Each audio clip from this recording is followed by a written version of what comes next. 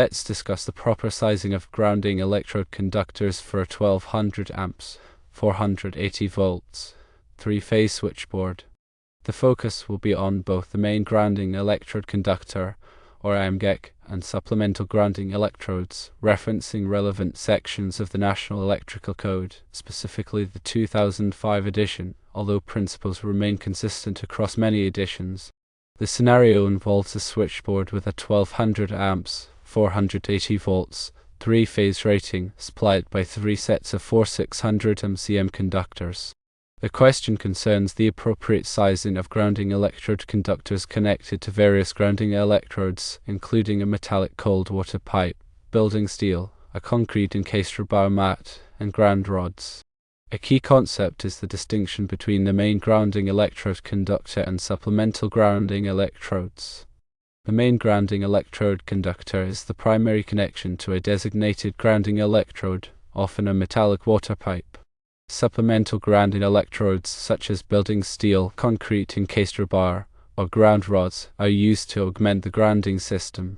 According to NEC section 250.53d, the main grounding electrode conductor must be sized according to table 250.66 and connected to either the water pipe grounding electrode conductor or the system grounding electrode.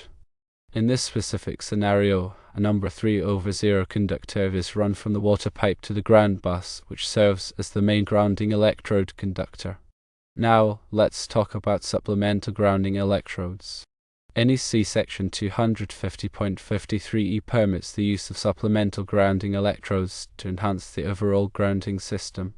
Conductors connecting these supplemental electrodes must also be sized per table 250.66 but must not be smaller than the main grounding electrode conductor.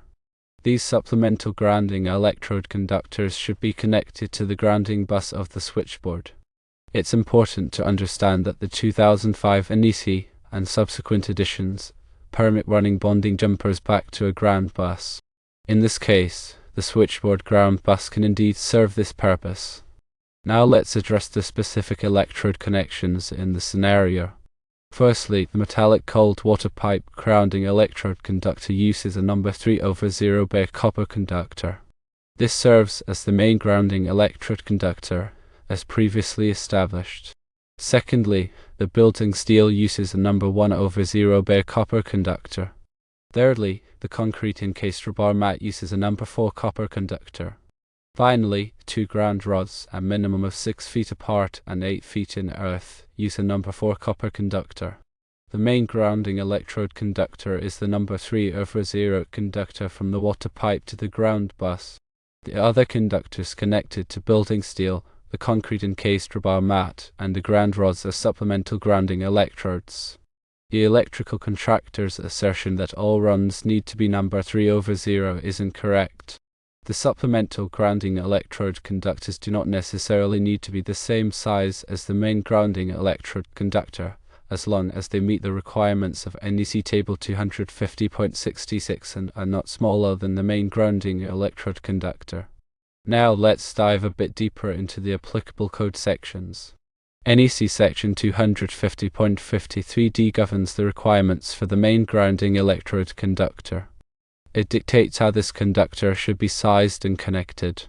NEC section 250.53e pertains to supplemental grounding electrodes, outlining their purpose and connection requirements. NEC section 250.66 is crucial as it provides the table used to determine the appropriate size of grounding electrode conductors based on the size of the service entrance conductors. NEC section 250.523 specifically addresses concrete encased electrodes, providing details on their installation and requirements.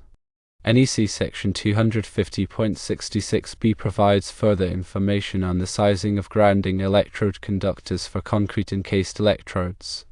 NEC section 250.53e and 250.66 provide information related to ground rods. It is important to understand table 250.66 to correctly size grounding electrode conductors.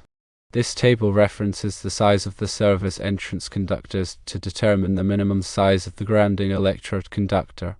In this case, with 3 sets of 4 600 mcm conductors. The table is used to determine the appropriate size for the main grounding electrode conductor. For supplemental grounding electrodes, table 250.66 still applies, but the requirement that they not be smaller than the main grounding electrode conductor is critical.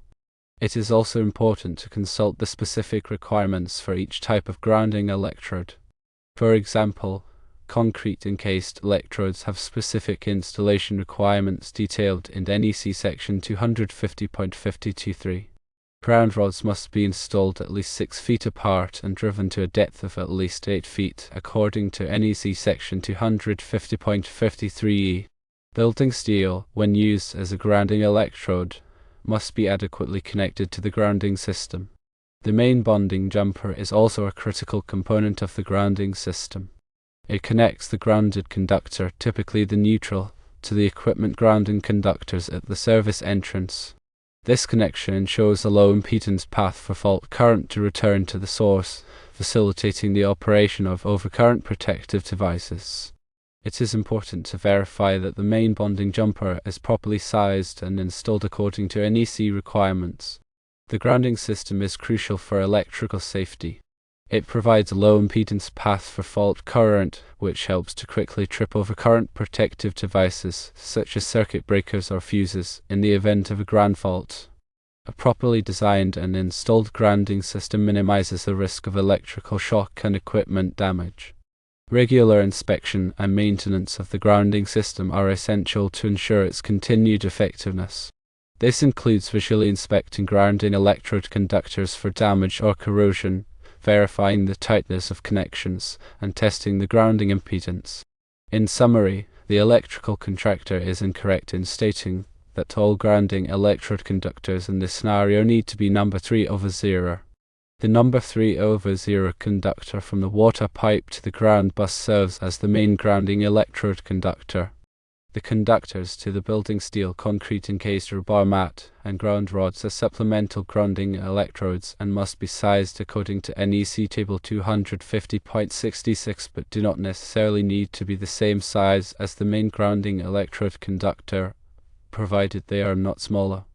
Always consult the latest edition of the National Electrical Code and relevant local codes for specific requirements and ensure that all electrical work is performed by qualified and licensed electricians.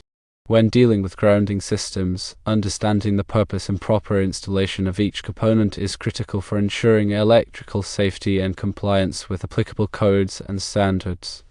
Remember to consult the NEC for the most up-to-date and specific requirements related to grounding electrode conductors and grounding systems. Improper grounding can lead to dangerous conditions, so it is crucial to follow all applicable codes and best practices.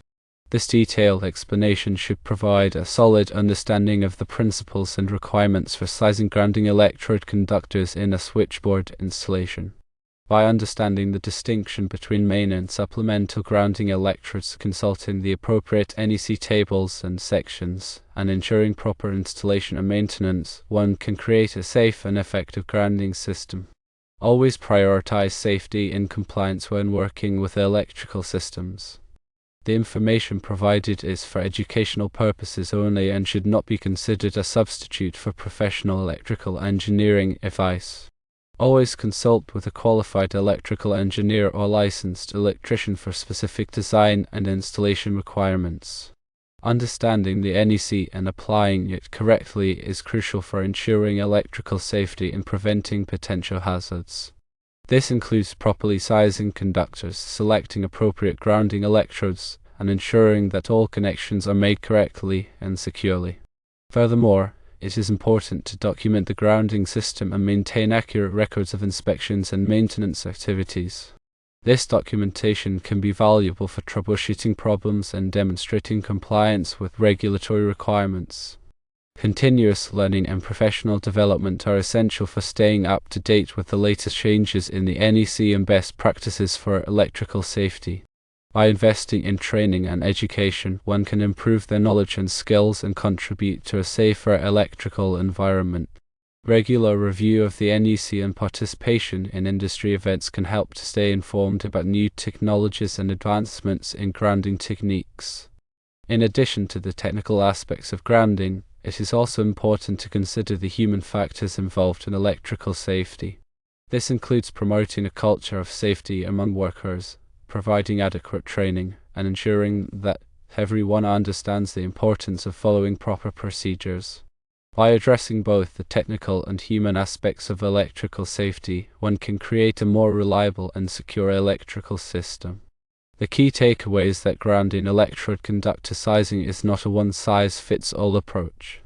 It requires careful consideration of the size of the service entrance conductors, the type of grounding electrodes used, and the specific requirements of the NEC. By following these guidelines, one can ensure a safe and effective grounding system that protects people and equipment from electrical hazards. Always remember to prioritize safety and consult with qualified professionals when working with electrical systems. Electrical work can be dangerous, and it is essential to have the knowledge and skills to perform the work safely and correctly.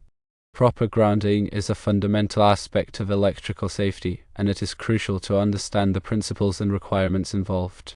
By investing in education, training, and proper equipment, one can minimize the risk of electrical accidents and create a safer working environment. The correct application of the NEC is crucial. It is a comprehensive set of rules and guidelines designed to ensure electrical safety. By following the NEC, one can minimize the risk of electrical hazards and create a safer electrical system.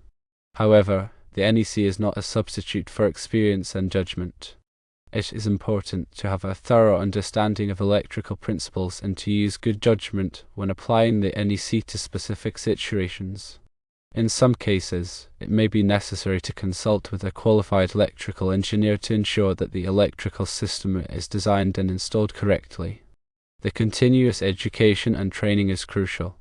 The electrical industry is constantly evolving, with new technologies and techniques being developed all the time. It is important to stay up to date with these changes by attending training courses, reading industry publications, and participating in professional organizations.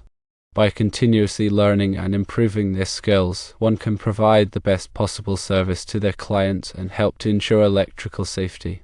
Furthermore, it is also crucial to understand that local codes and regulations may vary from the NEC. It is important to check with local authorities to ensure compliance with all applicable codes and regulations. Local codes may be more stringent than the NEC in some areas, so it is essential to be aware of these differences. In addition to following codes and regulations, it is also important to use good workmanship practices when installing electrical systems. This includes making sure that all connections are tight and secure, properly supporting conductors, and protecting wiring from damage. Good workmanship practices can help to prevent electrical problems and ensure the long-term reliability of the electrical system.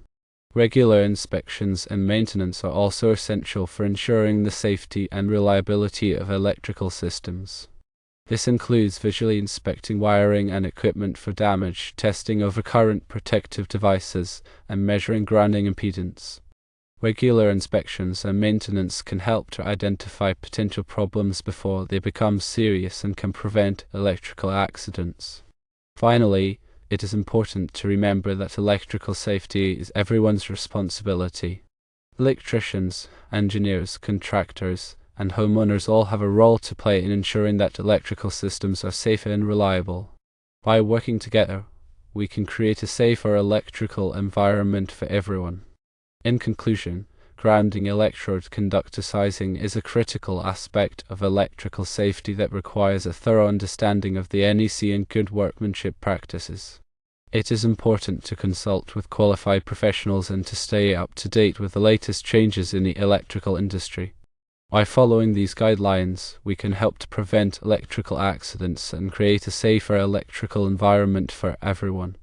Always prioritize safety and compliance when working with electrical systems.